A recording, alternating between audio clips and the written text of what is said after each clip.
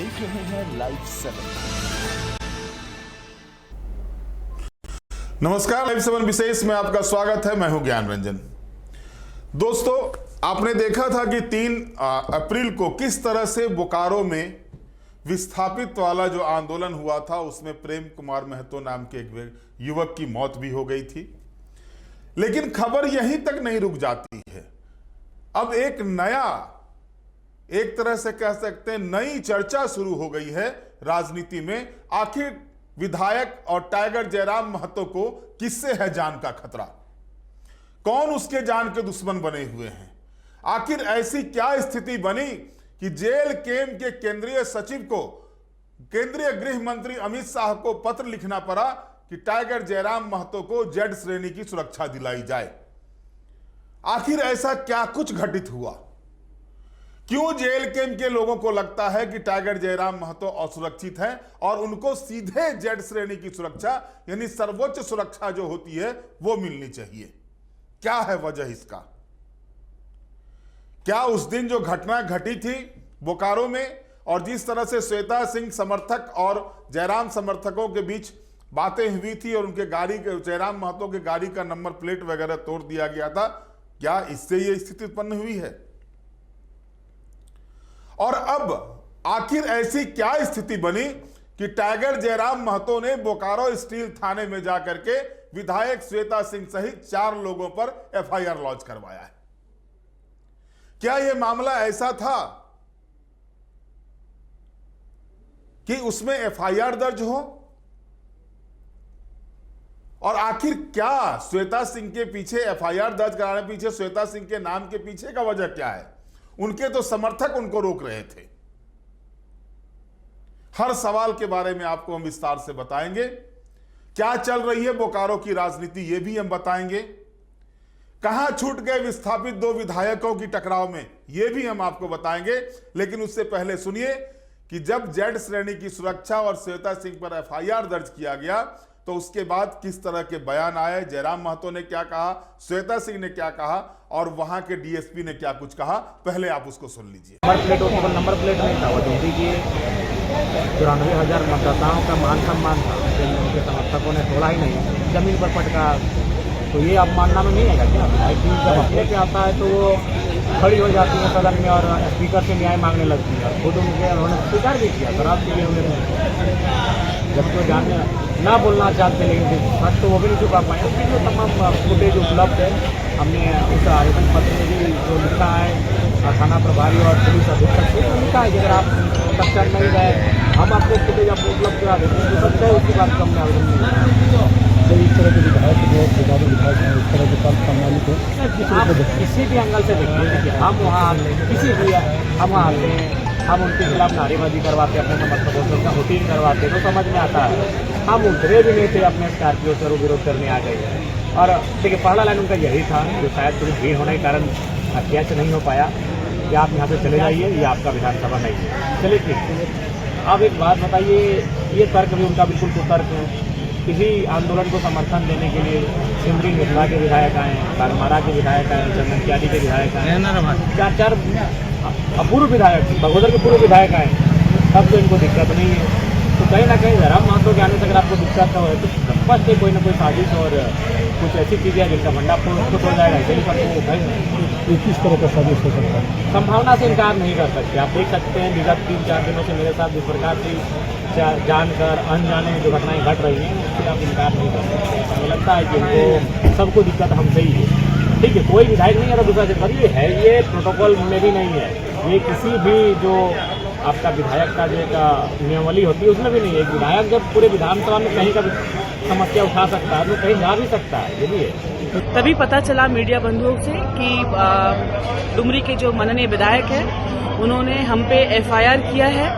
बहुत ही दुर्भाग्यपूर्ण है कि आप इतनी बड़ी घटना होने के बाद आप इतना विवाद हुआ आपके आने की वजह से, और हमने बहुत अच्छी तरीके से उनसे सामने जाकर के जो जब ये घटना घटी थी आंदोलन स्थल पे, तो हमने बहुत अच्छी तरीके से उनसे जाकर कहा था कि भाई जरूरत होगी तो हम आपको बुलाएंगे। उसके बावजूद इतनी ओछी राजनीति आप कर रहे हैं, ये उम्मीद आपसे नहीं थी। लेकिन ये मंजूर है अगर आपको इससे खुशी मिल रही है FIR करने से। और वही नहीं, आप Z+ की सिक्योरिटी भी मांग कर रहे हैं अमित शाह जी से। बहुत बहुत मुबारक हो आपको, आप Z+ की सिक्योरिटी भी लगवा लीजिए, क्योंकि झारखंड में एक्चुअली जिस तरह की आप हरकत कर रहे हैं ना, आपके जीवन को बहुत खतरा है। और अगर आप सही राजनीति कर रहे होते, आप तो विधायक बन गए थे, उसके बावजूद आपको जन सेवा करना चाहिए था। लेकिन आप जिस तरीके का आप FIR करना, आज आप बोकारो में FIR कर रहे हैं, कल किसी और जिले में FIR करेंगे, ये उम्मीद नहीं था आपसे। लेकिन आपको बहुत बहुत मुबारक और धन्यवाद इस तरह की ओछी राजनीति करने के लिए। इस संबंध में एक आवेदन प्राप्त हुआ है BSCT थाना अंतर्गत, जिसमें कांड दर्ज किया गया है 70-25 BSCT थाना अंतर्गत। किनके लिए मामला दर्ज हुआ है? इसमें कुल 3 लोगों को नामजद बनाया गया एवं अन्य कुछ लोगों को अज्ञात इसमें बनाए गए। इसमें बोकारो विधायक भी है जी, उनका नाम है इसमें। केस करने वाले कौन? जी, माननीय डुमरी विधायक हैं, उन्हीं के आवेदन पे हुआ है। क्या मामला को लेकर दर्ज कराया? धक्का मुक्की आदि, नेम प्लेट को खारा जाना, इन सब चीजों को लेकर के आवेदन दिया गया था सिटी थाना में। आगे क्या करेंगे आप? इसमें जो न्याय संगत होगा वही, जो उचित कार्रवाई होगा वही किया जाएगा। तो अभी आपने सुना श्वेता सिंह ने क्या कहा कि दुर्भावना से ग्रसित है उनके ऊपर FIR दर्ज कराना, और एक बड़ी बात कह दी।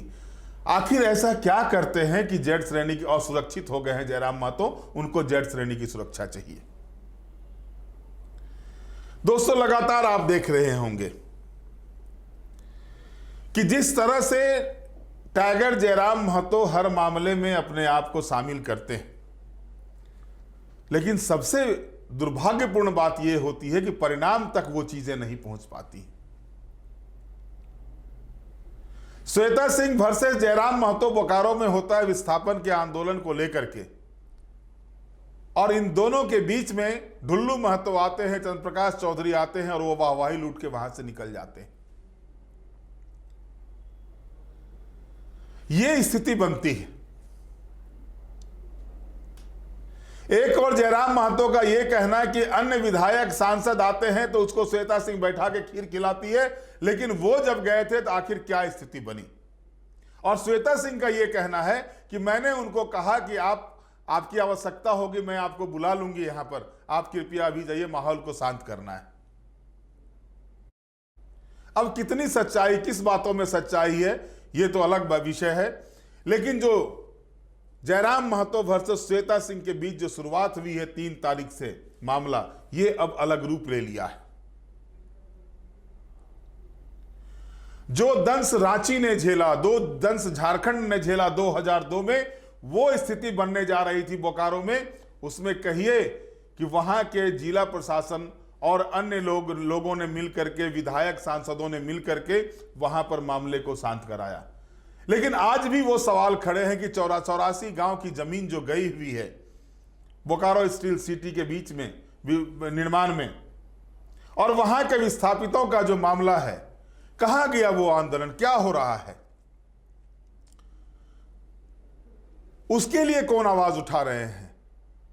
वार्ता हो गई, वार्ता के बाद 50 लाख रुपए मुआवजा मिल गए मृतक को, एक को नौकरी मिल गई, वो भी अस्थाई नौकरी नहीं, अस्थाई बाद में होगा। घायलों को इलाज का पैसा मिल गया।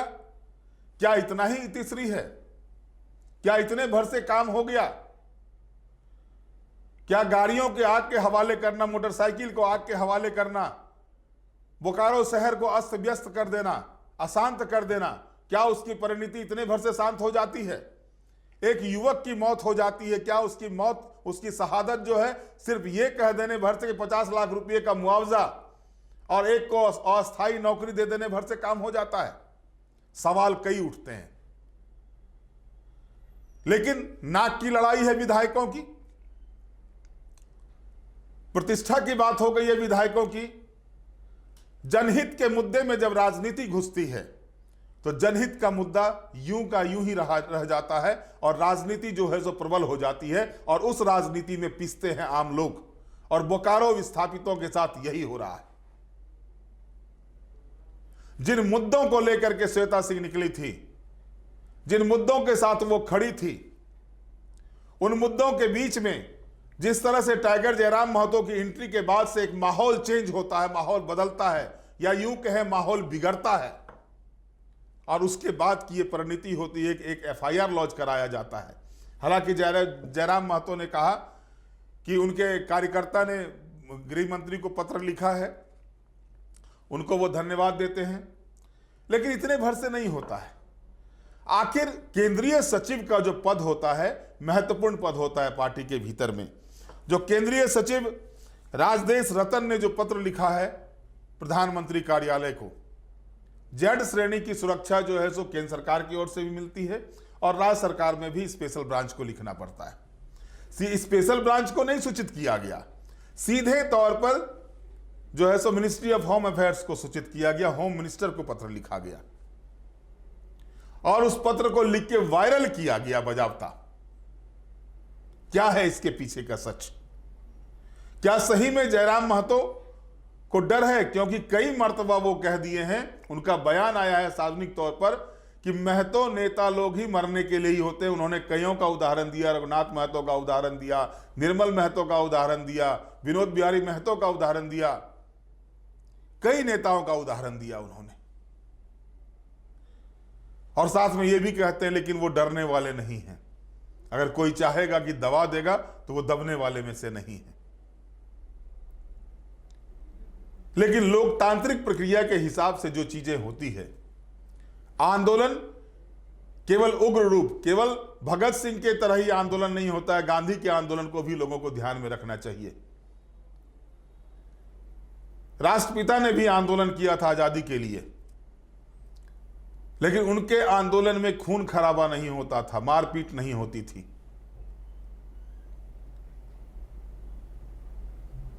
और जनता के बीच जिस तरह से जो बातें जानी चाहिए, आज भी बोकारो के विस्थापित जो हैं सो वैसे ही ठगे से महसूस कर रहे हैं। लेकिन नेता जो हैं, जो उनके तारनहार बने हुए, जो माननीय कहते हैं अपने आप को, माननीय हूं, ये माननीय शब्द का प्रयोग जो है वो विधानसभा के भीतर होता है, मीटिंग में होता है, लेकिन जब खुद विधायक ही अपने आप को जनता के बीच ये कहें कि वो माननीय है, तो आप समझ सकते हैं कि उनका जो घमंड है वो कहां तक जा रहा है। और ये स्थिति बनी हुई, दो विधायकों के आपसी कलह में, दो विधायकों की आपसी लड़ाई में जनता वहां की पिस रही है। जनता को जिन समस्याओं का समाधान होना चाहिए था, जनता ने जिस समस्या को लेकर के आंदोलन किया था, जिस समस्या को लेकर के वो बीएसएल मुख्यालय का घेराव किया था, जिस समस्या को लेकर के बोकारो बंद का ऐलान किया था, वो समस्या धरी की धरी रह गई। नुकसान हुआ उस पिता का जिसके एक युवा पुत्र की मौत हो जाती है, असमय वो काल के गाल में समा जाता है और उसको तीसरी कर दिया जाता है 50 लाख रुपए का मुआवजा देकर के। राजनीति का अगर यही रंग है तो ऐसे राजनीति से लोगों को भी परहेज करनी चाहिए। अब आवश्यकता हो गई है, आवश्यकता आन पड़ी है कि जनता को भी यह समझना होगा कि राजनीति में गंदगी जो घुसी हुई है, आपसी रंजिश जो आ गई है, या अपने आप को वर्चस्व स्थापित करने की जो बातें आ गई है, ये वर्चस्व स्थापित करने के बीच उन जनता का कितना नुकसान होता है, ये भी अब जनता को देखना होगा, जनता को समझना होगा। और बोकारो वाले मामले में अमूमन अगर आप देखेंगे, बोकारो मामले में लगभग अब इसी तरह का दृश्य सामने उपस्थित हो रहा है। जनता की आवाज उठती है, जनता की आवाज के साथ उसके जनप्रतिनिधि होते हैं और उसमें वो उसके साथ रहते हैं। लेकिन किसी ने ये आवाज नहीं उठाई कि जिस पुलिसकर्मी ने, जिस सीआईएसएफ के जवान ने उस युवक के लाठी से चोट लगने से, या जिस कारण से भी उनको चोट लगी, उसके कारण से उसकी मौत हुई, उस पर क्या कार्रवाई हुई। माले विधायक विनोद सिंह ने यह मामला जरूर उठाया, पूर्व विधायक विनोद सिंह ने यह मामला जरूर उठाया था जब वो बोकारो गए थे और जब प्रबंधन के साथ मीटिंग हो रही थी, उस समय वो सांसद डुल्लू महतो के साथ भी थे। उस समय ये मामला उन्होंने उठाया था, उन्होंने बयान भी दिया था कि जिसके हथियार से या जिसके लाठी डंडे से उसको चोट लगने के बाद युवक की मौत हुई है, उस पर 302 का मुकदमा दर्ज होना चाहिए। दब गई बात। लेकिन कुछ दबा नहीं तो वो है जयराम और श्वेता का टकराव। अब ये जयराम और श्वेता का टकराव क्या गुल खिलाएगा आगे को चल के, ये देखना दिलचस्प होगा। बहरहाल आज के विशेष में इतना ही। आप हमारे साथ जुड़े रहे, हमें लाइक करें, सब्सक्राइब करें। बहुत बहुत धन्यवाद। नमस्कार।